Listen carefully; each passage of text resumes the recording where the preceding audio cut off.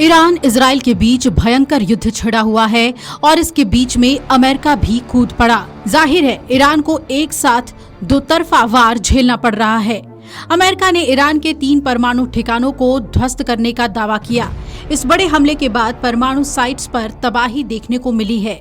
जानकारी सामने आ रही है कि 22 जून की सुबह अमेरिकी राष्ट्रपति डोनाल्ड ट्रंप ने अपने सैनिकों की तारीफ की और परमाणु केंद्रों पर अटैक की बात बताई। साथ ही कहा कि ऐसा दुनिया में कोई नहीं कर सकता। अमेरिका ने अपने हमले में फोर्डो, नतांज और इस्फहान परमाणु ठिकानों को निशाना बनाया। इस बीच फोर्डो परमाणु प्लांट पर हमले की सैटेलाइट तस्वीरें सामने आई हैं। कमर्शियल सैटेलाइट इमेजरी से पता नहीं चल सका है कि ईरान का फोर्डो परमाणु प्लांट जमीन के अंदर पूरी तरह से तबाह हुआ है या नहीं। दरअसल अमेरिका दावा ये कर रहा है कि प्लांट को नष्ट कर दिया गया है। एक पूर्व यूएन परमाणु निरीक्षक डेविड अल्ब्राइट ने massive ordnance penetrator bunker busting बमों का जिक्र करते हुए कहा कि अमेरिका ने बमों के जरिए प्लांट को छेद दिया। मैं उम्मीद करता हूं कि प्लांट को नुकसान पहुंचा होगा। विड अल्ब्राइट विज्ञान और अंतर्राष्ट्रीय सुरक्षा संस्थान के भी प्रमुख हैं। वहीं सीएनए कॉरपोरेशन के सहयोगी शोधकर्ता डेकर एवेलेथ और सैटेलाइट इमेजरी में विशेषज्ञ हैं। उन्होंने बताया कि जमीन के अंदर तबाही की पुष्टि नहीं की जा सकती और ये कहा कि सैकड़ों सेंट्रीफ्यूज वाला हॉल बहुत गहराई में दबा हुआ है, इसलिए सैटेलाइट इमेजरी के आधार पर नुकसान के स्तर का आकलन करना हमारे लिए संभव नहीं है।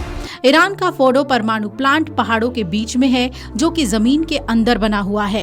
सैटेलाइट इमेज में 6 छेद दिखाई देते हैं जहां बंकर बस्टिंग बम पहाड़ों में घुस गए।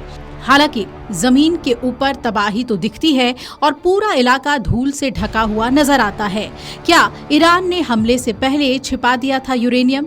कई विशेषज्ञों ने ये भी आगाह किया है कि ईरान हमले से पहले संभवतः वेपन ग्रेड में उच्च संवर्धित यूरेनियम का भंडार फोर्डो से बाहर ले गया होगा और उसे ऐसे जगहों पर छिपाया गया होगा जिसके बारे में इजराइल, अमेरिका और संयुक्त राष्ट्र के परमाणु निरीक्षकों को जानकारी ही नहीं है। विशेषज्ञों ने मैक्सा टेक्नोलॉजीज की सैटेलाइट इमेजेस देखी हैं, जिसमें गुरुवार शुक्रवार को फोर्डो में असामान्य गतिविधियां दिखाई दी।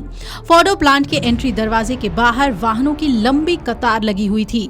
रॉयटर्स की रिपोर्ट के मुताबिक एक वरिष्ठ ईरानी सूत्र ने रविवार को बताया कि अमेरिकी हमले से पहले वेपन ग्रेड 60% अत्यधिक समृद्ध यूरेनियम का अधिकांश हिस्सा अज्ञात स्थान पर ले गया था। मिडबलरी इंस्टीट्यूट ऑफ इंटरनेशनल स्टडीज के जेफरी लुइस ने कहा, मुझे नहीं लगता कि आप बहुत आत्मविश्वास के साथ कुछ कर सकते हैं, सिवाय इसके लिए उनके परमाणु कार्यक्रम को शायद कुछ सालों के लिए पीछे जरूर धकेल सकते हैं।